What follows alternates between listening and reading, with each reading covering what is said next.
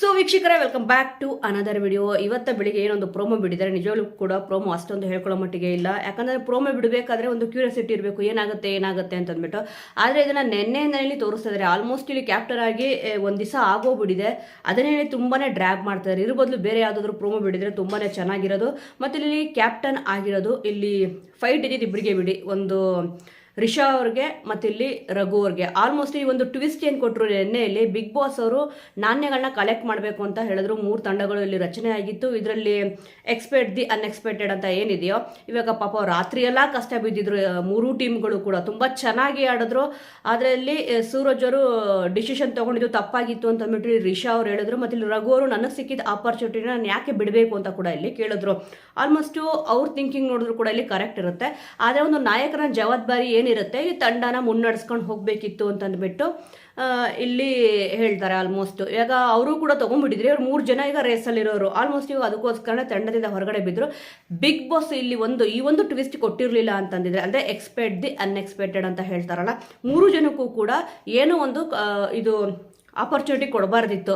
ನೀವು ಕಾರ್ಡ್ ತೊಗೊತೀರಾ ತಗೊಳಲ್ವಾ ಅಂತಂದ್ಬಿಟ್ಟು ಇಲ್ಲಿ ಮೇಯ್ನ್ ಆಗಿ ಇವರಿಬ್ಬರು ಕಾರ್ಡ್ ತೊಗೊಂಡಿದ್ದಕ್ಕೇನೆ ಆಲ್ಮೋಸ್ಟ್ ತಂಡಗಳಿಗೆ ಸಿಕ್ಕಾಪಟ್ಟೆ ಇಲ್ಲಿ ಜಗಳ ಕೂಡ ಆಯಿತು. ಇದೊಂದು ನೆಸೆಸರಿನೇ ಇರಲಿಲ್ಲ ಅಂತ ಅನ್ನಿಸ್ತು. 3 ತಂಡದವರು ಕೂಡ ಇಲ್ಲಿ ಚೆನ್ನಾಗಿ ಆಡಿದ್ರು.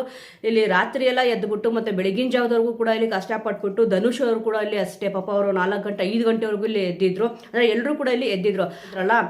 ಇಲ್ಲಿ ಅಶ್ವಿನಿ ಗೌಡ ಅವರು ಮತ್ತು ಸುದಿ ಅವರು ಇಲ್ಲಿ 24/7 ಅಂದರೆ ಈ ಒಂದು ಗೇಮ್ ಏನು ಕೊಟ್ಟಿದ್ರು, ಇದು 24 ಗಂಟೆನೂ ಕೂಡ ಆಕ್ಟಿವಲ್ಲಿ ಇರುತ್ತೆ ಅಂತ ಅಂದ್ಬಿಟ್ಟು ಹೇಳಿದ್ರು. ಅಂದರೆ ಇವ್ರು ಮಲ್ಕೊಳ್ಳಿ, ಎದ್ದಿರಲಿ, ಯಾವಾಗ ಬೇಕಾದರೂ ಕೂಡ ಈ ಒಂದು ಕಾಯಿನ್ ಏನಿತ್ತು ಅವ್ರ ಹತ್ರ ಯಾವಾಗ ಬೇಕಾದ್ರೂ ಎತ್ಕೊಳ್ಬೋದು ಅಂತ ಅಂದ್ಬಿಟ್ಟು ಹೇಳಿದ್ರು. ಆದರೆ ಉಸ್ತುವಾರಿಗಳು ಏನು ಮಾಡಿದ್ರು ಅಂದರೆ ಇಲ್ಲಿ ಮಿಸ್ಟೇಕ್ ಮಾಡಿದ್ರು. ಅಶ್ವಿನಿ ಗೌಡ ಅವ್ರದ್ದು ನಮ್ದೇನು ಆಟ ಇಲ್ವಲ್ಲ ಅಂತ ಅಂದ್ಬಿಟ್ಟು ಸುದಿಯವರು ಅಶ್ವಿನ್ ಅವರು ಇಬ್ಬರು ಕೂಡ ಹೋಗಿ ಮಲ್ಕೊಂಡ್ರು. ಇದನ್ನೇ ಇಲ್ಲಿ ಗಿಲ್ಲಿ ಅವರು ಕೇಳಿದ್ದು. ಮತ್ತು ಇಲ್ಲಿ ಕಾವ್ಯ ಅವರು ಮತ್ತು ಇಲ್ಲಿ ರಿಷಾ ಅವರು ಇಬ್ಬರದು ಕೂಡ ಪಾಯಿಂಟ್ಸ್ನ ನಾನು ಮೈನಸ್ ಮಾಡ್ತೀನಿ ಅಂತ ಅಂದ್ಬಿಟ್ಟು ಮೈನಸ್ ಮಾಡಿದ್ರು. ಆಲ್ಮೋಸ್ಟ್ ಅಶ್ವಿನಿ ಗೌಡ ಅವರಿಗೆ ಇಲ್ಲಿ ಸಿಕ್ಕಾಪಟ್ಟೆ ಉರಿದೋಗಿತ್ತು. ನಾನು ಹೇಗಿದ್ರು ಈಚೆ ಹಾಕ್ಬಿಟ್ಟಿದ್ದಾರೆ, ಇವ್ರನ್ನ ಸೋಲಿಸಲೇಬೇಕು ಅಂತ ಅಂದ್ಬಿಟ್ಟು ಹೇಳಿದ್ರು. ಇವರೆಲ್ಲರೂ ಪರ ಸ್ಟ್ಯಾಂಡ್ ತಗೊಂತೀನಿ ಅಂತ ಹೇಳ್ತಾರೆ. ಇವ್ರು ತಗೊಂಡ್ರೆ ಮಾತ್ರ ಅದು ಸ್ಟ್ಯಾಂಡು. ಬೇರೆಯವರು ಯಾರ ಪರ ಸ್ಟ್ಯಾಂಡ್ ತಗೊಂಡ್ರೆ ಅದು ಬಕೆಟ್ ಹಿಡಿಯೋ ಕೆಲಸ. ಬೇರೆಯವ್ರಿಗೆ ಹೋಗಿ ಬಕೆಟ್ ಹಿಡಿ ನೀನು ಅಂತ ಅಂದ್ಬಿಟ್ಟು ಹೇಳ್ತಾರೆ.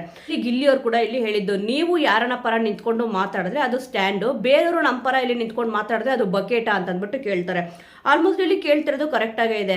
ಇಲ್ಲಿ ಕಾವ್ಯ ಅವ್ರು ಬಂದ್ಬಿಟ್ಟು ಗಿಲ್ಲಿ ಅವ್ರ ಸುತ್ತ ಇಲ್ಲಿ ಗಿರ್ಗಿಟ್ಲೆ ತಿರುಗ್ತಾರಂತೆ. ಗಿಲ್ಲಿ ಅವ್ರು ಬಂದ್ಬಿಟ್ಟು ಕಾವ್ಯ ಅವ್ರ ಸುತ್ತ ಇಲ್ಲಿ ತಿರುಗ್ತಾ ಇರ್ತಾರೆ. ಹತ್ರ ಗಿರ್ಗಿಟ್ಲೆ ತಿರುಗುತ್ತಲ್ಲ, ಆ ರೀತಿಯಲ್ಲಿ ಇಬ್ರು ಕೂಡ ನಿಮ್ಮಿಬ್ರಿಗೋಸ್ಕರ ನೀವು ಸ್ಟ್ಯಾಂಡ್ ತಗೊಂತೀರಾ, ಮನೆಯವ್ರ ಪರ ನಿಂತ್ಬಿಟ್ಟು ನೀವಿಬ್ರು ಕೂಡ ಸ್ಟ್ಯಾಂಡ್ ತಗೊಳಲ್ಲ ಅಂತ ಅಂದ್ರು. ಯಾರಾದ್ರೂ ಇಲ್ಲಿ ಸ್ಟ್ಯಾಂಡ್ ತಗೊಳಕ್ಕೆ ಬಂದ್ರೆ ಬಿಟ್ರೆ ತಾನೇ ಇಲ್ಲಿ ಯಾರನ್ನ ಪರ ಮಾತಾಡೋಕ್ಕಾಗೋದು. ಆಲ್ಮೋಸ್ಟ್ ಇಲ್ಲಿ ಅಶ್ವಿನಿ ಗೌಡ ಅವ್ರು ಬಾಯಿ ತೆಗ್ರೆ ಸಾಕು, ಬೇರೆಯವರು ಎಲ್ಲರೂ ಕೂಡ ಮನೆಯವರು ಮ್ಯೂಟ್ ಆಗ್ಬಿಡ್ತಾರೆ. ಅದರಲ್ಲೂ ಕೂಡ ಇಲ್ಲಿ ಸುದಿಯವರಂತೂ ಕೇಳಲೇಬೇಡಿ, ಸುಮ್ಮನೆ ಸೈಲೆಂಟ್ ಆಗ್ಬಿಟ್ಟು ಬಾಯಿಗೆ ಬೀಗನೆ ಹಾಕೊಂಡ್ಬಿಡ್ತಾರೆ. ಮಾತೇ ಆಡಲ್ಲ. ಅವ್ರೇನೇ ಅಂದ್ರೂ ಕೂಡ ಹ್ಞೂ ಅಂದ್ಕೊಂಡು ಎಸ್ ಅಂದ್ಕೊಂಡು ಸುಮ್ಮನೆ ಇರ್ತಾರೆ.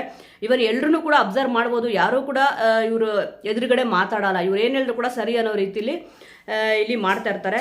ಸದ್ಯ ಇವಾಗ ನಿನ್ನೆ ಗಿಲ್ಲಿಯವ್ರಿಗೆ, ಕಾವ್ಯ ಅವ್ರಿಗೆ ಮತ್ತು ಇಲ್ಲಿ ಅಶ್ವಿನಿ ಗೌಡ ಅವ್ರಿಗೆ ಚಂದ್ರಪ್ರಭು ಅವ್ರ ಹತ್ರ ಇಲ್ಲಿ ಮಾತಾಡ್ತಾ ಇರ್ತಾರೆ. ಅಶ್ವಿನಿ ಗೌಡ ಅವರು ಮನೆ ಕೆಲಸನ ಡಿವೈಡ್ ಮಾಡ್ಬೇಕಾರೆ ಅವಾಗ ಈ ಒಂದು ಜಗಳ ಇಲ್ಲಿ ಸ್ಟಾರ್ಟ್ ಆಗುತ್ತೆ. ಅವಾಗ ಇಲ್ಲಿ ಹೇಳೋದು ಅಶ್ವಿನಿ ಗೌಡ ಅವ್ರು, ಹೋಗಿ ಬಕೆಟ್ ಹಿಡಿ, ಹೋಗು ನೀನು ಬೇಕಿದ್ರೆ ಗಿಲ್ಲಿಗೆ ಅಂತಂದ್ಬಿಟ್ಟು ಹೇಳ್ತಾರೆ. ಇಲ್ಲಿ ಬಕೆಟ್ ಹಿಡಿಯೋ ಕೆಲಸ ಏನು ಮಾಡ್ತಾವ್ರೆ ಅಂತಾನೆ ಗೊತ್ತಿಲ್ಲ.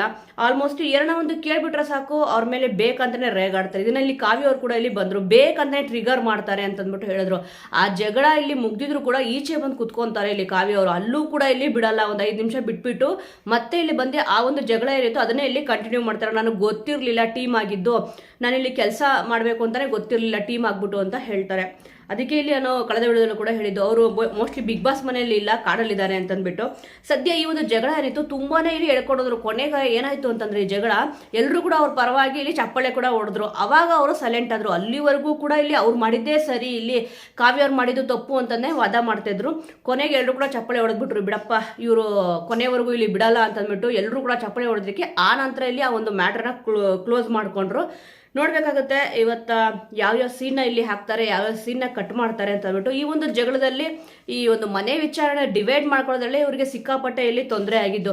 ಇಲ್ಲಿ ಚಂದ್ರಪ್ರಭು ಅವ್ರು ಇರ್ಬೋದು, ಗಿಲ್ಲಿ ಅವ್ರು ಇರ್ಬೋದು, ಎಲ್ಲರೂ ಕೂಡ ಮನೆಯಲ್ಲಿ ಕೆಲಸ ಮಾಡೋಕ್ಕೆ ಒಪ್ಕೊಂಡ್ರು. ಇಲ್ಲಿ 2 ಟೀಮ್ಗಳಾಗಿ ಇಲ್ಲಿ ವಿಭಜನೆ ಆಗಿತ್ತು. ಈಗ ಲಾಸ್ಟ್ ಟೈಮ್ ನೀವು ನೋಡಿದ್ರೆ ಚಂದ್ರಪ್ರಭು ಅವ್ರದ್ದು ಒಂದು ಟೀಮ್ ಇತ್ತು, ಗಿಲ್ಲಿ ಅವ್ರದ್ದು ಒಂದು ಟೀಮ್ ಇತ್ತು. ಆದರೆ ಇದನ್ನ ಬೇಡ ಅಂತ ಅಂದ್ಬಿಟ್ಟು ಇಲ್ಲಿ ಅಶ್ವಿನಿ ಗೌಡ ಅವರು ಹೇಳಿದ್ರು. ಆಲ್ಮೋಸ್ಟ್ ಬೇಡ ಅನ್ನೋ ನೆಸೆಸಿಟಿನೇ ಇರಲಿಲ್ಲ. ಈ ಒಂದು ಟೀಮು ಜಂಟಿ ಒಂಟಿ ಅಂತ ಇತ್ತಲ್ಲ, ಆ ರೀತಿ ಮಾಡ್ಬಿಡೋಣ ಅಂತ ಹೇಳಿದ್ರು. ಆದರೆ ಇಲ್ಲಿ ಧ್ರುವಂತವರು ಬೇಡ ಅಂತ ಹೇಳಿದ್ರು. ಈ ಒಂದು ಮಾತುಕತೆ ಮಾಡ್ಬೇಕಾದ್ರೆ ಸ್ವಲ್ಪ ಪಾತ್ರೆ ತೊಳೆಯೋದಿರ್ಬೋದು, ಇಲ್ಲ ಅಂದ್ರೆ ಪ್ಲೇಟ್ಗಳನ್ನ ತೊಳೆಯೋದಿರ್ಬೋದು, ಮತ್ತೆ ಅಡಿಗೆ ಮಾಡೋದಿರ್ಬೋದು, ಈ ಒಂದು ವಿಚಾರದಲ್ಲಿ ಜಗಳ ಸ್ಟಾರ್ಟ್ ಆಯ್ತು. ಆದ್ರೆ ಇಲ್ಲಿ ಜಗಳ ಆದಾಗೂ ಕೂಡ ಇಲ್ಲಿ ನೋಡಿ ಕಾಕ್ರೋಚ್ ಸುಧೀರ್ ಅವರು ಬೇಡದೇ ಇರೋ ಮಾತಾಡಿದ್ರು. ಅದೇನು ಅಂತ ನಾನು ಕಳೆದ ವಿಡಿಯೋದಲ್ಲಿ ಇಲ್ಲಿ ಹೇಳಿದ್ದೇನೆ. ಇವ್ರಿಗೆ ರಕ್ಷಿತ್ ಅವ್ರಿಗೆ ಬೇಡದೇ ಇರೋ ಮಾತೆಲ್ಲ ಆಡಿದ್ರು. ಅವಾಗ ಇಲ್ಲಿ ಇದನ್ನ ಜಾಸ್ತಿ ನೀನು ಎಳ್ಕೊಂಡು ಹೋಗ್ಬೇಡ ಅಂತಂದ್ಬಿಟ್ಟು ಗಿಲ್ಲಿ ಅವ್ರಿಗೆ ಹೇಳ್ತಾರೆ. ಪಾಪ ಅವ್ರಂತ ವರ್ಡ್ ಮಾತಾಡಿದ್ರು ಕೂಡ ಇಲ್ಲಿ ಅಶ್ವಿನಿ ಗೌಡ ಅವರು ಕಾಕ್ರೋಚ್ ಸುಧೀರ್ ಅವ್ರಿಗೆ ಇಲ್ಲಿ ಅವ್ರು ಏನೋ ಆ ರೀತಿಯಾಗಿ ಮಾತಾಡಿದ್ರು ಕೂಡ ಪರವಾಗಿಲ್ಲ ಅನ್ನೋ ರೀತಿಲಿ ಮಾತಾಡಿದ್ರು. ಅಂದ್ರೆ ಅದನ್ನ ಎಳ್ಕೊಂಡು ಹೋಗ್ಬೇಡ ಅಂತಂದ್ಬಿಟ್ಟು ಹೇಳ್ತಾರೆ. ರಕ್ಷಿತಾಗೂ ಅಷ್ಟೇ ಸುಮ್ಮನೆ ಇರು ನೀನು ಅಂತಂದ್ಬಿಟ್ಟು ಹೇಳ್ತಾರೆ. ಯಾಕಪ್ಪ ನೀನು ಈ ತರ ಮಾತಾಡ್ತೀಯ ಅಂತ ಒಂದು ಮಾತು ಕೂಡ ಇಲ್ಲಿ ಅಶ್ವಿನಿ ಗೌಡ ಅವರು ಕೇಳಲ್ಲ. ಅಂದ್ರೆ ಕಾಕ್ರೋಚ್ ಸುಧೀರ್ ಅವ್ರು ಏನ್ ಬೈದ್ರು ಆ ವರ್ಡು ಇಲ್ಲಿ ಕೇಳಲ್ಲ. ಯಾಕೆ ಆ ಥರ ಬೈತಿದ್ಯಾ ಅವಳಿಗೆ ಅಂತಂದ್ಬಿಟ್ಟು ಗಿಲ್ಲಿ ಅವ್ರಿಗೆ ಹೇಳ್ತಾರೆ, ನೀನು ಆ ರೀತಿ ಬೈಬಾರ್ದಿತ್ತು ಅಂತಂದ್ಬಿಟ್ಟು ಗಿಲ್ಲಿ ಅವ್ರು ಹೇಳಿದಾಗ ಇಲ್ಲಿ ಅಶ್ವಿನಿ ಗೌಡ ಅವ್ರು ಹೇಳ್ತಾರೆ ಆ ಥರ ಎಲ್ಲ ಜಾಸ್ತಿ ಇದನ್ನ ಎಳ್ಕೊಂಡು ಹೋಗ್ಬೇಡ ಅಂತಂದ್ಬಿಟ್ಟು ಹೇಳ್ತಾರೆ. ಅದೇ ವರ್ಡ್ನಲ್ಲಿ ಕಾಕ್ರೋಚ್ ಸುಧೀರ್ ಅವರು ಅಶ್ವಿನಿ ಗೌಡ ಅವ್ರಿಗೆ ಹೇಳಿದ್ರೆ ಸುಮ್ಮನೆ ಬಿಡ್ತಿದ್ರ. ಇಲ್ಲಿ ಪಾಪ ಇದ್ರ ಪದ ಅರ್ಥ ಅವ್ರಿಗೆ ಗೊತ್ತಿಲ್ಲ ಅಂತ ಕಾಣುತ್ತೆ ರಕ್ಷಿತ್ ಅವ್ರಿಗೆ. ಅದಕ್ಕೆ ಈ ಒಂದು ಜಗಳ ಜಾಸ್ತಿ ಆಗ್ಲಿಲ್ಲ ಇಲ್ಲಿ. ಆದ್ರೆ ಇಲ್ಲಿ ಮುಚ್ಚಕ್ಕೆ ನೋಡಿದ್ದೆ ಅಶ್ವಿನಿ ಗೌಡ ಅವ್ರು. ಯಾಕಂತಂದ್ರೆ ಇಲ್ಲಿ ಕಾಕ್ರೋಚ್ ಸುಧೀರ್ ಅವ್ರು ಏನೇ ಹೇಳಿದ್ರು ಕೂಡ ಅಶ್ವಿನಿ ಗೌಡ ಅವರು ಒಪ್ಕೊಂತಾರೆ. ಅಶ್ವಿನಿ ಗೌಡ ಅವ್ರು ಏನೇ ಹೇಳಿದ್ರು ಕೂಡ ಮೇನ್ ಆಗಿ ಒಪ್ಕೊಳ್ಳೋದು ಇಲ್ಲಿ ಕಾಕ್ರೋಚ್ ಅವರು. ಒಟ್ಟಿನಲ್ಲಿ ಮನೇಲಿ ಒಂದು ಗುಂಪಾಗ್ಬಿಟ್ಟಿದೆ. ಇವ್ರು ಏನೇ ಹೇಳಿದ್ರು ಕೂಡ ಕೇಳಬೇಕು ಅನ್ನೋ ಅಹಂ ಅಂತೂ ಇಲ್ಲಿ ಬಂದ್ಬಿಟ್ಟಿದೆ. ಇದನ್ನೇ ಇಲ್ಲಿ ಫಸ್ಟ್ ಡೇ ಇಲ್ಲಿ ರಘು ಅವ್ರು ಹೇಳಿದ್ದು ಬೊಂಬೆಗಳಾಗೋಗ್ಬಿಟ್ಟಿದ್ದಾರೆ ಮಿಕ್ಕಿರೋ ಸ್ಪರ್ಧಿಗಳು ಅಂತಂದ್ಬಿಟ್ಟು. ನೋಡೋಣ ಇದು ಎಲ್ಲಿಗೆ ಹೋಗಿ ನಿಲ್ಲುತ್ತೆ ಅಂತಂದ್ಬಿಟ್ಟು. ಆದ್ರೆ 100% ಆಗಿ ಇವತ್ತ ಕಿಚ್ಚನ ಪಂಚಾಯಿತಿಯಲ್ಲಿ ಕಾಕ್ರೋಚ್ ಸುಧೀರ್ ಅವ್ರಿಗೆ ಕ್ಲಾಸ್ ತಗೊಳ್ಳೋದಂತೂ ಗ್ಯಾರಂಟಿ ಅಂತ ಅನ್ಸುತ್ತೆ. ಮತ್ತೆ ಇಲ್ಲಿ ಅಶ್ವಿನಿ ಗೌಡ ಅವ್ರಿಗೂ ಕೂಡ ಇಲ್ಲಿ ಅಷ್ಟೇ ಬೇಕಂತಂದ್ಬಿಟ್ಟು ಎಲ್ಲರ ಮೇಲೆ ಎಗರಾಡ್ಕೊಂಡು ಹೋಗೋದು, ಎಲ್ಲರೂ ಪರ ನಿಂತ್ಕೊಂತೀನಿ ಅಂತ ಹೇಳೋದು. ಅವ್ರು ನಿಂತ್ಕೊಂಡ್ರೆ ಮಾತ್ರ ಸ್ಟ್ಯಾಂಡು, ಬೇರೆಯವ್ರು ನಿಂತ್ಕೊಂಡ್ರೆ ಬಕೆಟು ಅಂತಂದ್ಬಿಟ್ಟು ಹೇಳ್ತಾರೆ. ಇದರಿಂದ ಸಿಕ್ಕಾಪಟ್ಟೆ ಕಾವ್ಯ ಅವರು ಕೂಡ ಬೇಜಾರಾಗುತ್ತೆ. ಇವರು ಈ ರೀತಿಯಾಗಿ ಮಾತಾಡಿದ್ರೆ ನಿಜವಾಗ್ಲೂ ಕೂಡ ನಾವೇನು ಹೆದರ್ಕೊಂಡ್ಬಿಟ್ಟು ಇಲ್ಲಿ ಬಿಟ್ಬಿಡ್ತೀವ ಅಂತ ಅಂದ್ಬಿಟ್ಟು ಕೂಡ ಇಲ್ಲಿ ಕಾವ್ಯ ಅವರು ಹೇಳ್ತಾರೆ. ಅವ್ರು ಏನು ಹೇಳಿದ್ದಾರೆ ಬಕೆಟು ಗಿಕೆಟು ಮತ್ತೆ ಗಿರಿಗಿಟೆ ತರ ತಿರುಗೋದು ಅಂತ ಏನು ಹೇಳಿದ್ರೆ ಅದು ನಾನು ಕಮ್ಮಿ ಮಾಡೋದೇ ಇಲ್ಲ ಅಂತ ಅಂದ್ಬಿಟ್ಟು ಕಾವ್ಯ ಅವರು ಇಲ್ಲಿ ಗಿಲ್ಲಿಯವ್ರ ಹತ್ರ ಹೇಳ್ತಾರೆ. ಗಿಲ್ಲಿಯವರು ಕೂಡ ಅಷ್ಟೇ ಏನೇ ಆದ್ರೂ ಕೂಡ ನಾನು ನಿನ್ನ ಪರ ನಿಲ್ತೀನಿ, ನೀನು ನನ್ನ ಪರ ನಿಲ್ಲು ಅಂತ ಕೂಡ ಇಲ್ಲಿ ಮಾತಾಡಿದ್ರು. ಸದ್ಯ ಇವಾಗ ಇವ್ರು ಏನು ಮಾತಾಡಿದಾರೋ ಇವರು ಬೇರೆ ಯಾವೊಂದು ಪೇರ್ ಚೆನ್ನಾಗಿ ಕಾಣ್ತಿರುತ್ತೆ, ಸ್ವಲ್ಪ ಸ್ಟ್ರಾಂಗ್ ಆಗಿ ಕಾಣ್ತಿರುತ್ತೆ, ಇಲ್ಲಿ ಹೋಗ್ಬಿಟ್ಟು ಅವ್ರಿಬ್ರನ್ನ ಬೇರೆ ಮಾಡಬೇಕು ಅಂತ ನೋಡ್ತಾ ಇದ್ದಾರೆ ಅಂತ ಅಂದ್ಬಿಟ್ಟು ಪ್ರತಿಯೊಬ್ಬ ಸ್ಪರ್ಧಿಗೂ ಕೂಡ ಇಲ್ಲಿ ಗೊತ್ತಾಗಿದೆ. ಆಲ್ಮೋಸ್ಟ್ ಬಾತ್ರೂಮ್ ಕ್ಲೀನ್ ಮಾಡೋ ಅಂದ್ರು ಕೂಡ ಇಲ್ಲಿ ಕ್ಲೀನ್ ಮಾಡೋದಂತೆ, ನಾನು ಕ್ಲೀನೇ ಮಾಡಲ್ಲ ಅಂತ ಅಂದ್ಬಿಟ್ಟು ಇಲ್ಲಿ ಹೇಳಿದ್ರಂತೆ. ಇದನ್ನ ಚಂದ್ರಪ್ರಭು ಅವರು ಕೂಡ ಇಲ್ಲಿ ಹೇಳಿದ್ರು. ಕ್ಲೀನಿಂಗ್ ವಿಚಾರದಲ್ಲಿ ಅಡಿಗೆ ಮಾಡಿರೋ ವಿಚಾರಣೆ ಇಲ್ಲಿ ತುಂಬಾ ಚೆನ್ನಾಗಿ ಹೊಗಳ್ಕೊಂತಿದ್ರು. ಅವತ್ತ ನಿಜವಾಗ್ಲೂ ಅಡಿಗೆ ಮಾಡಿದಾರಪ್ಪ ಅಂತಂದ್ರೆ ಜಾನ್ವಿ ಅವ್ರು ಅಡಿಗೆ ಮಾಡಿದ್ರು. ಅದೇನೋ ಸೋಯಾಬೀನ್ ಪಲಾವ್ ಏನೋ ಒಂದು ಸೋಯಾಬೀನ್ ಹಾಕ್ಬಿಟ್ಟು ಅಡಿಗೆ ಮಾಡಿದ್ರು, ತುಂಬಾ ಚೆನ್ನಾಗಿದೆ ಅಂತ ಹೋಗ್ಲಿದ್ದು ಜಾನ್ವಿ ಅವ್ರಿಗೆ. ಇಲ್ಲಿ ಅವ್ರು ಅಡ್ವಾಂಟೇಜ್ ತಗೊಂತಿರೋದು ಏನಪ್ಪ ಅಂದ್ರೆ ನಾನು 70 ಚಪಾತಿ 80 ಚಪಾತಿ ಮಾಡಿದೆ, ಸುಮಾರು 3 ಅವರ್ 4 ಅವರ್ ನಿಂತ್ಕೊಂಡೆ, ನಮ್ಗೇನಪ್ಪ ಆ ಥರ ಇರುತ್ತೆ ಅಂತ ಅಂದ್ಬಿಟ್ಟು ಇಲ್ಲಿ ಅಶ್ವಿನಿ ಗೌಡ ಅವರು ಹೇಳ್ಕೊಂತಿದ್ದಾರೆ. ನೋಡಿ ಅವ್ರು ಮಾಡಿರೋ ಕೆಲಸನ ಅವರು ಹೊಗಳ್ಕೊಂತಿದ್ದಾರೆ. ಬೇರೆ ಯಾರಾದ್ರೂ ಇಲ್ಲಿ ಇಲ್ಲ ನಾನು ಆ ಕೆಲಸ ಮಾಡ್ತಿದ್ದೀನಿ ಅಂತ ಹೇಳಿದ್ರೆ ಅದಕ್ಕೆ ವ್ಯಾಲ್ಯೂನೇ ಇರಲ್ಲ. ಯಾಕಂದ್ರೆ ಮಂಜು ಭಾಷಿಣಿ ಅವರು ಈ ಒಂದು ವರ್ಡ್ ಹೇಳಿದಾಗ ಇಲ್ಲಿ ಸಿಂಪತಿ ಕಾರ್ಡ್ ಪ್ಲೇ ಮಾಡ್ತಾರೆ ಅಂತ ಅಂದ್ಬಿಟ್ಟು ಹೇಳಿದ್ರು. ಇವಾಗ ಅವ್ರು ಸಿಂಪತಿ ಕಾರ್ಡ್ನ ಪ್ಲೇ ಮಾಡ್ದಂಗೆ ಆಗ್ಲಿಲ್ವಾ? ಅದೇ ಹೇಳಲ್ವಾ, ಇವಾಗ ಅವ್ರು ಮಾಡಿದ್ರೆ ಸರಿ, ಬೇರೆಯವ್ರು ಮಾಡಿದ್ರೆ ತಪ್ಪು ಅನ್ನೋ ರೀತಿಯಲ್ಲಿ ಮಾತಾಡ್ತಾ ಇದ್ದಾರೆ. ಆದರೆ ಪ್ರೋಮೋ ಅಂತೂ ಅಷ್ಟೊಂದು ನಿಜವಾಗ್ಲೂ ಚೆನ್ನಾಗೇ ಇಲ್ಲ ಇವಾಗ ಬಿಟ್ಟಿರೋದು. ಮತ್ತು ಇಲ್ಲಿ ಗಿಲ್ಲಿಗೋಸ್ಕರ ಇಲ್ಲಿ ಕಾವ್ಯಗೋಸ್ಕರ ಗಿಲ್ಲಿಯವರು ಗೆಟಪ್ ಕೂಡ ಚೇಂಜ್ ಮಾಡ್ತಾರೆ. ಕೆಂಪೇಗೌಡ ಗೆಟಪ್ನಲ್ಲಿ ಬರ್ತಾರೆ. ಇಲ್ಲಿ ಕೊನೆಗೆ ಚೇಂಜ್ ಆಗು ಅಂತ ಹೇಳಿದ್ರು. ಅವರು ಶೇವ್ ಎಲ್ಲ ಮಾಡಿಸ್ಕೊಂಡು ಒಂದು ಹೊಸ ಲುಕ್ ಬರಲಿ ಅಂತ ಹೇಳಿದ್ರು. ಕೊನೆಗೆ ಗಿಲ್ಲಿಯವರು ಇದನ್ನೆಲ್ಲ ಚೇಂಜ್ ಮಾಡಿಕೊಂಡು ಕೆಂಪೇಗೌಡ ಗೆಟಪ್ನಲ್ಲಿ ಬಂದರೆ ಗಿಲ್ಲಿನ ಇಲ್ಲಿ ಅಣ್ಣ ಅಂತ ಅಂದ್ಬಿಟ್ಟು ಕರೀತಾರೆ. ನನಗೆ ಇಲ್ಲಿ ಏನೇ ತೊಂದರೆ ಆದರೂ ಕೂಡ ಇಲ್ಲಿ ಗಿಲ್ಲಿ ಅಣ್ಣ ನನ್ನ ಪರ ಆಗಿ ನಿಂತಾರೆ ಅಂತ ಅಂದ್ಬಿಟ್ರು. ಪಾಪ ಈ ಗಿಲ್ಲಿಯವ್ರಿಗೆ ಸಿಕ್ಕಾಪಟ್ಟೆ ಬೇಜಾರಾಯಿತು. ಇದು ಕಾಮಿಡಿಯಾಗಿ ಹೇಳಿದ್ರು, ಟ್ರ್ಯಾಜಿಡಿಯಾಗಿ ಹೇಳಿದ್ರು. ಮತ್ತು ಇದ್ರ ಬಗ್ಗೆ ಸ್ವಲ್ಪ ಇವತ್ತು ಕಿಚ್ಚನ ಪಂಚಾಯತಿಲಿ ಚರ್ಚೆ ಕೂಡ ಆಗುತ್ತೆ. ಯಾಕಂತಂದರೆ ನಾನು ಕಳೆದ ವಾರ ಇಲ್ಲಿ ಅಣ್ಣ ಅಂತ ಅಂದ್ಬಿಟ್ಟು ಅನ್ನು ಅಂತ ಹೇಳಿದೆ. ಇವಾಗ ಗಿಲ್ಲಿಯವ್ರಿಗೆ ಕಾವ್ಯವ್ರ ಅಣ್ಣ ಅಂತ ಕರೀತಿದ್ದಾರೆ. ನೋಡೋಣ ಯಾವ್ಯಾವ ವಿಚಾರ ಬಗ್ಗೆ ಚರ್ಚೆ ಆಗುತ್ತೆ.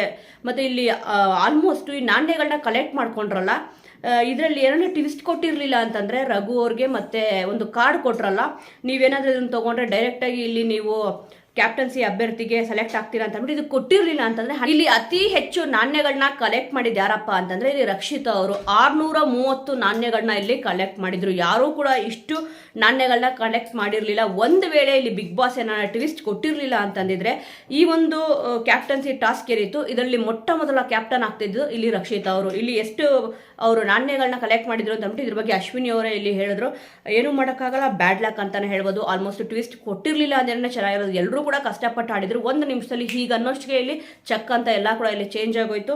ನೋಡೋಣ ಮುಂದಿನ ದಿವಸದಲ್ಲಿ ಯಾರ್ಯಾರು ಕ್ಯಾಪ್ಟನ್ ಆಗ್ಬೋದು ಅಂತಂದ್ಬಿಟ್ಟು. ಇಲ್ಲಿ ರಘು ಅವ್ರು ಕೂಡ ಮಾಡಿದ ತಪ್ಪಲ್ಲ, ಮತ್ತು ಇಲ್ಲಿ ಸೂರಜ್ ಅವ್ರು ಕೂಡ ಇಲ್ಲಿ ಮಾಡಿದ ತಪ್ಪಲ್ಲ, ರಿಷಾ ಅವ್ರು ಕೂಡ ಇಲ್ಲಿ ಮಾಡಿದ್ದು ತಪ್ಪಲ್ಲ. ಬಟ್ ಆದರೆ ತಪ್ಪು ಮಾಡೋವರೆಗೂ ಮಾಡಿಬಿಟ್ಟು ಅವ್ರಿಗೋಸ್ಕರನೇ ಎಲ್ಲರೂ ಕೂಡ ಇಲ್ಲಿ ಆಡೋಕ್ಕೆ ಬಂದಿರ್ತಾರೆ. ಬಟ್ ಟೀಮ್ ಅಂತ ಬಂದಾಗ ಟೀಮ್ಗೋಸ್ಕರನೂ ಕೂಡ ಇಲ್ಲಿ ನಿಂತ್ಕೋಬೇಕು. ಸೂರಜ್ ಅವರು ಆ ಕೆಲಸ ಮಾಡಿದ್ರು. ಮತ್ತು ಇಲ್ಲಿ ಅಂದರೆ ಒಂದೊಂದು ಟೈಮ್ ಅನಿಸುತ್ತೆ ಅಂದರೆ ತುಂಬ ಒಳ್ಳೆ ಕೆಲಸ ಮಾಡೋಕ್ಕೆ ಹೋಗ್ಬಿಟ್ಟು ತುಂಬ ಒಳ್ಳೆಯವನು ಅಂತಂದ್ಬಿಟ್ಟು ಅನ್ನಿಸ್ಕೊಳಕ್ಕೆ ಹೋಗ್ಬಿಟ್ಟು ಅವ್ರಿಗೆ ಪೆಟ್ಟು ಬೀಳುತ್ತೆ ಅಂತ ಹೇಳ್ತಾರಲ್ಲ, ಆ ರೀತಿಯಾಗಿ ಇಲ್ಲಿ ಸೂರಜ್ ಅವ್ರಿಗೆ ಆಯಿತು ಅಂದ್ಬಿಟ್ಟು ಕೆಲವೊಬ್ಬರು ಅಭಿಪ್ರಾಯ. ಏನೂ ಮಾಡೋಕ್ಕಾಗಲ್ಲ, ಇಲ್ಲಿ ಅವರು ಬೇಕಂತ ಮಾಡಿದ್ರು ಅಥವಾ ನಮ್ಮ ಟೀಮ್ ಪರ ನಿಲ್ಲಬೇಕು ಅಂತ ಮಾಡಿದ್ರು. ಇಲ್ಲಿ ರಿಷಾ ಅವರು ಅದೇ ಹೇಳಿದ್ದು, ಅತಿ ಹೆಚ್ಚು ಪಾಯಿಂಟ್ಸ್ಗಳು ಅಂದರೆ ಕಾಯಿನ್ಗಳು ಇದ್ದಿದ್ದು ಯಾರಪ್ಪ ಅಂತಂದರೆ ಇಲ್ಲಿ ಸೂರಜ್ ಅವ್ರ ಟೀಮು, ಅದಕ್ಕೆ ಅವ್ರು ಆ ರೀತಿ ಮಾತಾಡಿದ್ರು ಅಂತಂದ್ಬಿಟ್ಟು ಇಲ್ಲಿ ಹೇಳಿದ್ರು.